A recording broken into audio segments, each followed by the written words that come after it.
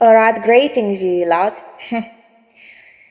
It's your girl Cloudy, and I may sound a little weary because I've not been too well, but I'm well enough to do a headline speech.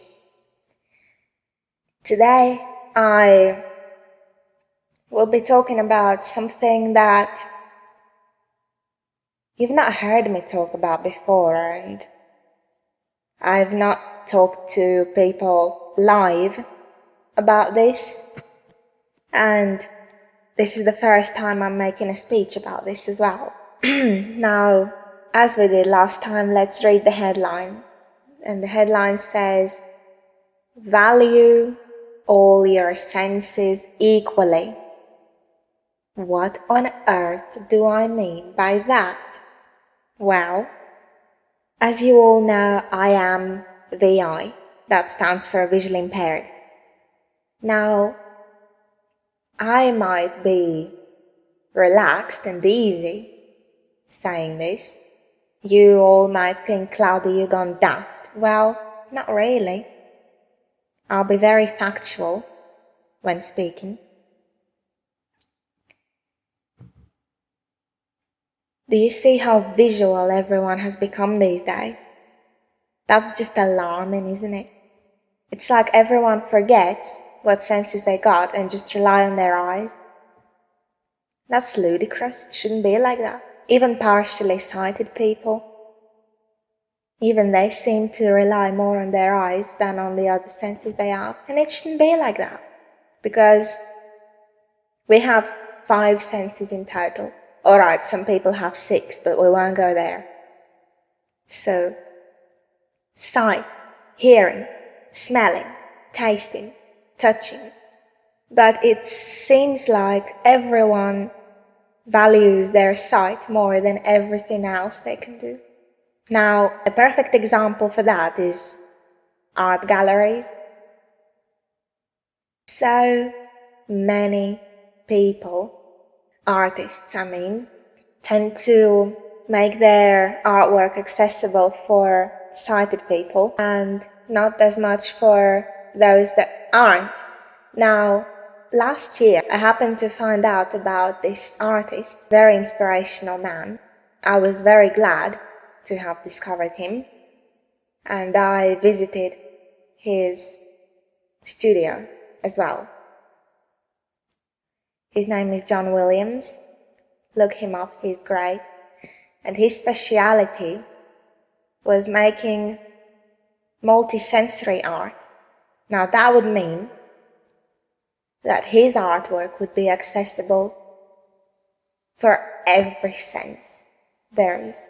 So that would mean, because he's a potter, he was making things, ceramic artwork. That would mean that you can look at it, you can pick it up and feel it.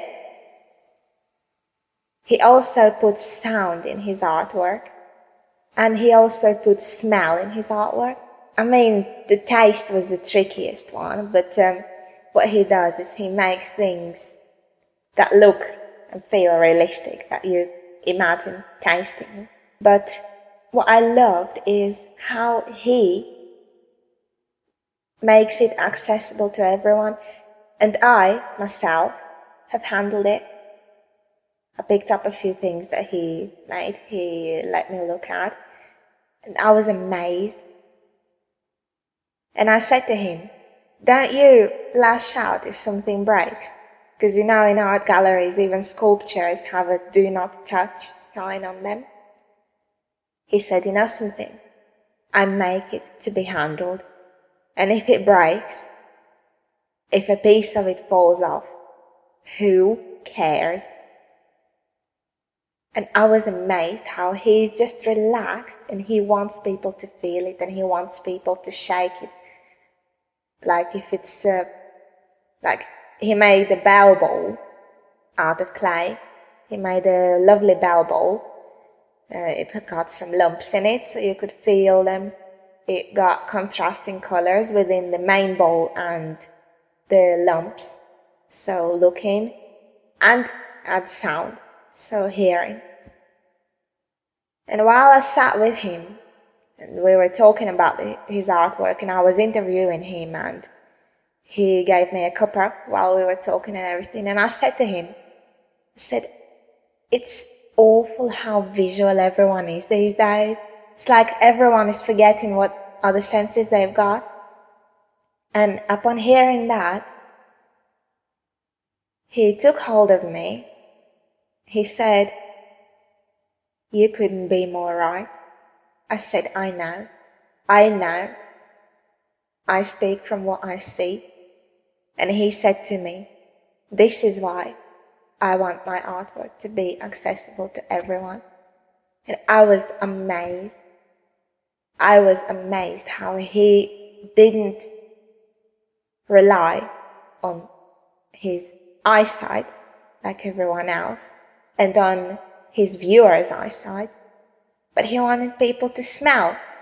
So he put some oils, put some smell in his artwork. He put some textures in his artwork so you can feel it. He put some sounds, some little speakers in his artwork. Put contrasting colors in his artwork so even if you are partially sighted you can look at it. I was amazed how he considered everyone. How somebody had that much love for their viewer, and they understood the fact that not everyone can see. And eyesight is not all we have. And when I said that to him, how visual everyone is these days and how we are forgetting that eyesight isn't all we have, he said to me, you couldn't be more right, girl. He said, you couldn't have said it more correctly. And I said, I know exactly right. Because sometimes we feel very alienated, we blind people and visually impaired people. We feel ever so alienated because everyone is too visual. And it should not be like that. Just because we have no vision or little vision, that does not mean that we can't explore things, that we can't look at things. We have other senses. We can hear very well. And I think a lot of you will have picked that up by now, because when I look at some of the YouTubers' videos and there are loud crashes and everything, I always have a go at people. Yeah, but you know, we hear very well. We read Braille, so touch, yeah. Now, if you wanted me to talk about Braille in more depth, that will be a separate speech. You'll just have to let me know. And I'll do a separate speech on Braille, because I do believe not many of you know what it is. And not many of you will have heard what Braille is. So if you do, let me know and I will give a bit of a lecture on that one. But yeah, I got a challenge for you, everyone. You know, just for a laugh. Like, have you ever tried? Put a blindfold on and try and find your way around. Try it. You know, I dare you. Just try it. Then you will see how clever we actually are. That we don't rely on our sight. Because we have no sight to rely on. Just try it. I'd love to hear the results you come out with.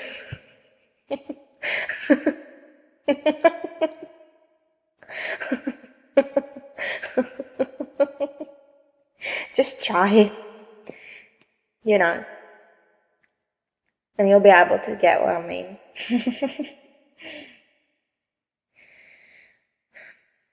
So, you know, you can rely on your other senses, because if we didn't need them, if we didn't need hearing, if we didn't need touch, if we didn't need smell, if we didn't need taste, we wouldn't have had them. But because we have them for a reason. So let's not forget other four senses as well. And just because you can't see something, just because you can't see your way around a building, that isn't the end of the world. If you lose two of your senses, say if somebody is deaf-blind, that makes it more difficult. But I am not talking about that one sense is more important than the other. Completely the opposite. I'm saying that they are all equal. And we can't say that eyesight is more important than hearing, or smelling, or tasting, or touching. All of them are just as important. And we must remember that. I mean, I can remember that perfectly well because, as you know, my eyesight, but partially sighted people and fully sighted people don't rely on your sight that much. Because I know I got people coming to me saying, oh, my eyes are getting tired. Yeah, they will be tired. That's because you're relying on them too much. You don't rely on your other senses other than your eyes. That's not right. So I'm hoping you understand where I'm coming from. I'd love to hear people's points of view on this. And I'd love to hear the outcome of the trial. Wishing you all best of luck. Be careful, alright, because I don't want anyone hurting themselves. And hoping to speak to you all again.